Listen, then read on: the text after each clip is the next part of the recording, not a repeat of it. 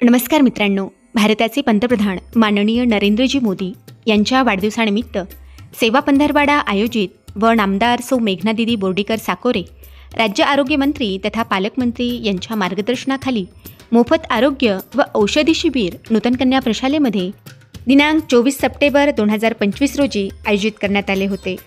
आपल्या भारत देशाला आपण भारत माता असे म्हणतो. मग भारत माता म्हणजे कोण? तर या भारत देशातील प्रत्येक स्त्री म्हणजेच भारत माता.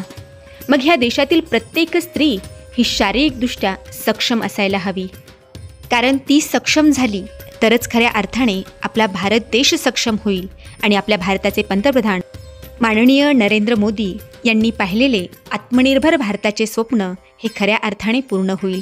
आणि याच दृष्टिकोनातून परभणी जिल्ह्याच्या पालकमंत्री माननीय मेघनादिदी बोर्डीकर साकोरे यांनी आपल्या परभणी जिल्ह्यातील प्रत्येक स्त्री ही शारीरिकदृष्ट्या सक्षम व्हावी या दृष्टिकोनातून मोफत आरोग्य व औषधी शिबिर आयोजित केलेले आहेत. आज दिनांक 24 सप्टेंबर 2025 रोजी नूतन कन्या प्रशालेतील सर्व विद्यार्थिनींसाठी मोफत आरोग्य व औषधी शिबिर आयोजित करण्यात आले होते. या प्रसंगी आपल्या सर्वांच्या लाडक्या आपल्या परभणी जिल्ह्याच्या पालकमंत्री सौभाग्यवती मेघनादिदी बोर्डीकर साकोरे यांनी विद्यार्थिनींशी संवाद साधला. ऐकूयात आदरणीय मेघनादिदी बोर्डीकर यांनी विद्यार्थिनींशी साधलेला संवाद. भारत माता की खरं तर दरवर्षी किंवा वर्षातून तुम्ही जेव्हा बोलवाल राऊत मॅडम, तेव्हा मला आपल्या शाळेत यायला आवडतं. पण सगळ्या लेकींच्या सोबत छान गप्पा मारायला मला पहिल्यापासूनच आवडतं. पण माझ्या लेकीला माझं जास्त बोलणं आवडत नाही बरं का. तसं तुम्हालाही तुमच्या आईचं बोलणं आवडत नसणार, काय तेच रोज लावते म्हणून, है ना. परंतु बघा, आपल्या देशाला आपण भारत माता म्हणतो आणि आपल्या भारत देशामध्ये नेहमी स्त्री शक्तीचा आदर सन्मान, स्त्री शक्तीला नेहमी पूजलं गेलंय. अनेक देवी देवतांमध्ये ज्या देवींचे आज आपण नवरात्र साजरं करतोय, प्रत्येक रूपामध्ये आपल्या संस्कृतीमध्ये देवी हे आपल्याला बघायला मिळते. आणि आजही प्रत्येक मुलीमध्ये, प्रत्येक स्त्रीमध्ये त्या प्रत्येक देवीचं रूप असलं पाहिजे. देवीचे संस्कार, देवीनी जे काही पौराणिक कथांमधून आपण ऐकलंय, ज्या ज्या परिस्थितीला कशा पद्धतीने सामोरे गेलेत, ते आजही आपल्याला अंगीकारणं गरजेचं आहे. आपल्या देशामध्ये आई जिजाऊंसारख्या थोर माता होऊन गेल्या, अहिल्या देवींसारखं नेतृत्व होऊन गेलं, झाशीच्या राणीसारख्या वीरांगना होऊन गेल्या. आज जगामध्ये आपला देश पंतप्रधान नरेंद्र मोदीजींच्या नेतृत्वामध्ये जपानला मागे टाकत चौथी आर्थिक महासत्ता बनलाय. तरी देखील कुठेतरी खंत वाटते, काही ठिकाणी समाज व्यवस्थेमुळे किंवा समाजामध्ये काही विकृत बुद्धीच्या लोकांच्यामुळे अनेक वेळा आपली लेक, आपली बहीण ही कुठेतरी त्या ठिकाणी त्रासलेली आहे किंवा कुठल्या विचित्र अशा गोष्टींची तिला अत्याचार सहन करावा लागतोय. पण या सगळ्या परिस्थितीमध्ये मात करण्याची शक्ती ही आपल्याला आपल्या संस्कृतीने, आपल्या अध्यात्माने, आपल्या परंपरेने, आपल्या संस्काराने दिलेली आहे.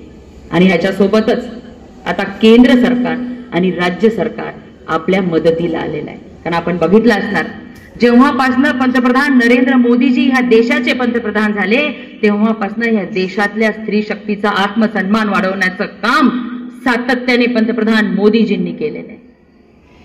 आता सुद्धा आपण स्वस्थ नारी सशक्त परिवार हे जे अभियान सगळ्या ठिकाणी साजरं करतोय, कारण की आपल्या घरातली आपली लक्ष्मी जर शारीरिक दृष्ट्या सक्षम असेल तरच ती मनाने आनंदी राहील आणि तरच ते कुटुंब सुद्धा स्वस्थ राहील. अशा पद्धतीची जाणीव ही प्रत्येकाला आहे. आज पंतप्रधान नरेंद्र मोदीजींच्या नेतृत्वामध्ये अनेक महिलांच्यासाठी योजना आल्या. लखपती दिदी, आज आपल्या ग्रामीण भागामध्ये काम करणाऱ्या महिला सुद्धा निव्वळ नफा लाखांच्या वरती कमवू लागलेल्या आहेत आणि 3 कोटीच्या वर लखपती दिदी आपल्या भारतभरात झाल्या. आपल्या राज्यामध्ये सुद्धा आदरणीय मुख्यमंत्री देवेंद्र फडणवीस साहेबांनी सुद्धा महिलांना खऱ्या अर्थाने सक्षम करण्यासाठी लाडकी बहीण योजना आणली आणि आपल्यापैकी अनेक जणांच्या घरी सुद्धा लाडक्या बहिणी असतील ज्या देवाभाऊंना स्वतःच्या भावाप्रमाणे प्रेम करणाऱ्या असतील. आणि कोटेकर सर, आपण अनेक वर्षापासून शैक्षणिक क्षेत्रामध्ये काम करता. महाराष्ट्र आपण पुरोगामी राज्य म्हणतो, परंतु दुर्दैवाने एका सर्वेच्या नुसार फक्त 36%च लेकी ज्या आपल्या पहिलीला ऍडमिशन घेत होत्या त्या 10वी पर्यंत जाईपर्यंत 100 मुलींनी ऍडमिशन घेतले. 10वी पर्यंत जाईपर्यंत 60 मुलीच 10वी करतात. 12वीला तर 40% मुलीच आणि 15वी आणि मग ग्रॅज्युएशन, पोस्ट ग्रॅज्युएशन त्या फक्त 36% मुलीच महाराष्ट्र राज्यातल्या करू शकतात, शिक्षण घेतात. असा धक्कादायक आकडेवारी पुढे आली. म्हणून आपल्या राज्याचे संवेदनशील मुख्यमंत्री देवेंद्र फडणवीस साहेबांनी एक निर्णय केला की ह्या राज्यामध्ये उच्च शिक्षण घेऊ इच्छिणारी प्रत्येक कुटुंबातली माझी लाडकी लेक हिचं शिक्षण मोफत व्हावं आणि हिने तिच्या मनातल्या ज्या काही उच्च शिक्षण घेण्याची इच्छा असेल ती पूर्ण व्हावी यासाठी महाराष्ट्रातल्या सर्व मुलींचं, मग कुठल्याही जाती धर्माची असो ती, त्या प्रत्येक मुलींचं सगळे प्रोफेशनल कोर्सेस हे मोफत देण्याचा निर्णय आपल्या महाराष्ट्राच्या सरकारने घेतलेला. बघा, महाराष्ट्रामध्ये तर लेक जन्माला आली की आपल्याकडे तोंडवाकडं होतं. आजही जो मुला मुलीतला भेदभाव आहे तोही बघायला गेला 1000 मुलाच्या मागे आजही 947च्या आसपास मुली जन्माला येतात. मुलगी जन्माला झाली की तेवढं काही आनंदाने स्वागत होत नाही, पण त्या लेकीचं जन्माचं स्वागत आनंदाने व्हावं म्हणून लेक लाडकी योजना देवेंद्र फडणवीस साहेबांनी 1 लाख रुपये लेकीला, ती ज्या कुटुंबामध्ये लेक जन्माला आली तिच्यासाठी 1 लाख रुपये देण्याची योजना आणली. एवढंच नाही, शिक्षण आता तर आपल्याला तुम्हाला कितीही शिकायचंय ते शिक्षणाची तुमची व्यवस्था आपलं सरकार करणार आहे म्हणून मुलींचं उच्च शिक्षण पूर्णपणे मोफत करण्याचा निर्णय आपल्या सरकारने घेतला. नंतर लाडकी बहीण सारख्या योजना काढल्या. अहिल्यादेवींनी त्यांच्या काळामध्ये स्टार्टअप चालू केले होते, हँडलूम चालू केले होते, टेक्सटाईल पार्क त्यांनी चालू केले होते आणि त्याच धर्तीवर राज्यामध्ये सुद्धा आपल्या महिला ज्या उद्यमशील आहेत त्या आणखीन आर्थिकदृष्ट्या सक्षम झाल्या पाहिजे याच्यासाठी महिलांच्यासाठी अहिल्यादेवी होळकर स्टार्टअप योजना देवेंद्र फडणवीस साहेबांनी आणलेल्या आहेत. आणि मला आनंद होतो सांगायला की तुमच्या वयाच्या मुली देखील त्या स्टार्टअप योजनेचा फायदा घेत आपल्या राज्यामध्ये 50 लाख, 1 करोड, 2 करोडचा व्यवसाय करतायत. अनेक चांगल्या योजना केवळ स्त्री शक्तीसाठी आपलं केंद्र आणि राज्य सरकार घेऊन आलेलं आहे. पण याबरोबरच हा देश जो आपले पंतप्रधान नरेंद्र मोदीजी म्हणतात हा तरुणांचा देश आहे आणि येत्या 2047 पर्यंत आपल्याला पूर्णपणे विकसित आपला भारत देश बनवायचा आहे आणि भारताबरोबरच महाराष्ट्र सुद्धा पूर्णपणे विकसित करायचं आहे. मग यासाठी जे आम्ही भारताचं भविष्य तुम्हा सर्वांमध्ये बघतो, तुमचं शारीरिक स्वास्थ्य चांगलं असलं पाहिजे, त्यासाठी हा कार्यक्रम या ठिकाणी आयोजित केलेला आहे. आपण किशोरवयीन मुलींसाठी जागरूकता अभियान हे प्रत्येक तालुका आणि जिल्हा स्तरावरती घेत आहोत, कारण की मुलींचं शरीर चांगलं असेल, त्यांची वाढ चांगली झाली तरच पुढचं सुद्धा आपल्या भारतामध्ये, कारण की तुम्ही आज ना उद्या माता होणार आहे आणि मग तुम्ही सशक्त राहिल्यात तरच पुढचं सुद्धा जे काही आपल्या बालक जन्माला येतील ते सुदृढ होतील. म्हणून अनेक गोष्टींमध्ये लहानपणापासून आपण कॅल्शियम कमी असते, आयर्न डिफिशियन्सी असते आणि त्याचा कुठं ना कुठं तरी परिणाम तुमच्या रोजच्या अभ्यासाच्या वरती पण होत असतो, रोजच्या आयुष्यामध्ये सुद्धा होत असतो. म्हणून आज या तपासणीचं शिबिर इथं ठेवण्यात आलेलं आहे आणि मला खात्री आहे की या शिबिराच्या माध्यमातून आणि आपल्या संस्थेच्या माध्यमातून सुद्धा आपण दरवेळेस हे जे काही कार्यक्रम घेत असता त्या कार्यक्रमांच्या माध्यमातून मुलींमध्ये जागृती होत असेल. आज बघा जगामध्ये महिलांमध्ये होणाऱ्या कॅन्सरमध्ये ब्रेस्ट कॅन्सर आणि युटरसचा गर्भाशयाचा कॅन्सर ही सगळ्यात मोठी समस्या आज समोर येत आहे. म्हणजे होणाऱ्या कॅन्सरमध्ये 60% फक्त आणि फक्त ब्रेस्ट कॅन्सर आणि युट्रस कॅन्सरमुळे डिटेक्ट महिला होत आहेत. आणि म्हणून केंद्र सरकारने मोठा निर्णय घेतलाय. HPV ची वॅक्सिन म्हणजे ह्युमन पॅपिलो व्हायरस, ही जी व्हायरस आहे त्या व्हायरसमुळे गर्भाशयाचा कॅन्सर होत असतो. पण शाळकरी मुलींनाच, जर किशोरवयीन मुलींना ही लस आपण दिली तर त्या कॅन्सरपासून आपण करोडो मुलींना वाचवू शकतो. त्यामुळे आपलं केंद्र सरकार सगळ्या किशोरवयीन मुलींना ही लस मोफत देणार आहे आणि लवकरच आपल्या महाराष्ट्रामध्ये सुद्धा ही लस उपलब्ध करून देण्यात येणार आहे. कारण खूप कमी लोकांना माहिती आहे. इथे डॉक्टर संजय रोडगे साहेब आपले गायनाकोलॉजिस्ट आहेत, आमचे आशिष डग साहेब आहेत, या ठिकाणी आपल्या मॅडम आलेल्या आहेत, देवळगावकर मॅडम. खूप कमी लोकांना माहिती आहे या लस बद्दल आणि मला वाटतं सेलू शहरात म्हणजे 1% लोकांनीच ही लस घेतली असणार. पण 99% किशोरवयीन मुली ह्या लसीपासून वंचित राहतात. त्यांपर्यंत आपल्याला ही लस पोहोचवायची आहे. कारण की जर त्यांना वेळेत ती लस दिली तर पुढे येणाऱ्या मोठ्या आजारापासून आपण आपल्या सगळ्या लेकींना वाचवू शकतो. आणि म्हणून या लसीची सुद्धा व्यवस्था आपण सरकार म्हणून लवकरच या ठिकाणी करणार आहोत. अनेक चांगले कार्यक्रम आपण घेत आहोत. आता स्वस्थ नारी सशक्त परिवार अभियान सुद्धा मोठ्या प्रमाणामध्ये राबवलं जात आहे. मला डॉक्टर आशिष डकांचं खास करून या ठिकाणी कौतुक करायचं आहे की वारंवार आपण म्हणजे मागच्या 5 वर्षामध्ये सुद्धा की माझ्या मतदारसंघातील महिलांचं आरोग्य चांगलं राहिलं पाहिजे, देवळगावकर मॅडम असं माझं नेहमी म्हणणं असायचं. आणि म्हणून आम्ही वेगवेगळे शिबिरं घेत होतो. आणि अनेक वेळा असं बघायला मिळतं की महिलांना कोटेकर सर डॉक्टरनी सांगितलेलं असते, सोनोग्राफी केलेली असती की आता काहीतरी आजार असतो आणि मग त्या टाळत असतात किंवा सोनोग्राफीला कुठं 1000-1500 रुपये घालायचे म्हणून अनेक वेळेला महिला सोनोग्राफी करणं पण टाळतात. पण डॉक्टर आशिष डकांनी निशुल्क असं ज्या महिला मी त्यांच्याकडे पाठवल्या त्या महिलांची तपासणी अनेक म्हणजे 2-3 वर्षांपासून ते करतात. आणि त्या महिलांना जिथं जिथं ऑपरेशन आवश्यकता आहे तिथं सांगतात. मग आपण इथं सेलूमध्येच करून घेतो किंवा मोठ्या शहरांमध्ये पाठवायचं तर तिथं करून घेतो. अशा पद्धतीची 2-3 वर्षापासूनची आरोग्याची व्यवस्था आपल्या तालुक्याची आपल्या मतदारसंघाची घेण्याचं काम निरंतर माझ्या सहकाऱ्यांच्या मदतीने या ठिकाणी चालू होतं. पण तुमच्या सगळ्यांच्या आशीर्वादाने मी दुसऱ्यांदा विधानसभेमध्ये गेली आणि माझ्या नेतृत्वाने म्हणजे आदरणीय पंतप्रधान नरेंद्र मोदीजी, आदरणीय अमितभाई शाह आणि आदरणीय देवेंद्र फडणवीस साहेबांनी माझ्यावर विश्वास ठेवत या राज्याची राज्यमंत्री म्हणून काम करण्याची मला संधी दिली. आणि राज्यमंत्री म्हणून काम करत असताना आरोग्य खातं दिलं. लेकिन माहितीये का माझ्या दिदी कोणत्या कोणत्या खात्याची मंत्री आहे? तर आरोग्य खातं आहे, कुटुंब कल्याण, सार्वजनिक आरोग्य, ऊर्जा खातं म्हणजे जे रोज लाईट जाते आपल्याला, जाते की नाही लाईट?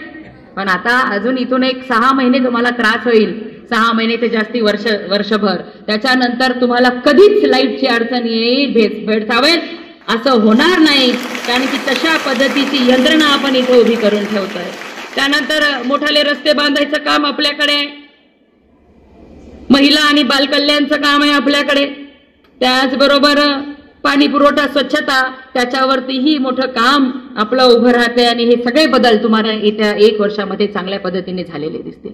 पण मला माझी इच्छा आहे की माझ्या जिल्ह्यातील लेकी जे स्वप्न बघत आहेत ते स्वप्न पूर्ण करण्याची ताकद जे तुमच्या प्रेमामुळे मला मिळालेली आहे ती पूर्ण करण्याची ताकद जी तुम्ही लोकांनी मला दिलेली आहे. तुम्ही तर मतदान केलं नाही पण तुमच्या घरच्यांनी केलेलं आहे, ह्या सगळ्या परिवारांनी केलेलं आहे. परंतु जी अधिकार आज ह्या जिंतूर सेलूकरांमुळे मला मिळालेले त्या अधिकाराचा वापर करत माझ्या ह्या लेकी ह्या जगामध्ये जिथं जिथं मोठं होण्याचं स्वप्न बघत आहेत, ह्या देशामध्येच नाही तर जगामध्ये जे पद तुम्ही घेऊ इच्छिता ते पद तुम्हाला मिळावं यासाठी जे काही मला करता येईल ते करण्याचा शब्द आज मी आपल्याला या ठिकाणी देते. आणि कुलकर्णी सरांनी सांगितलं की एवढं मोठं सभागृह या लेकींसाठी तुम्ही उभं केलेलं आहे. कारण की ही संस्थाच अशी आहे की ज्यांनी नेहमी शिक्षणाला महत्व दिलंय आणि या संस्थेला आपल्या कुटुंबाप्रमाणे सगळ्यांनी जपण्याचा प्रयत्न केलाय. म्हणूनच आज ह्या संस्थेचा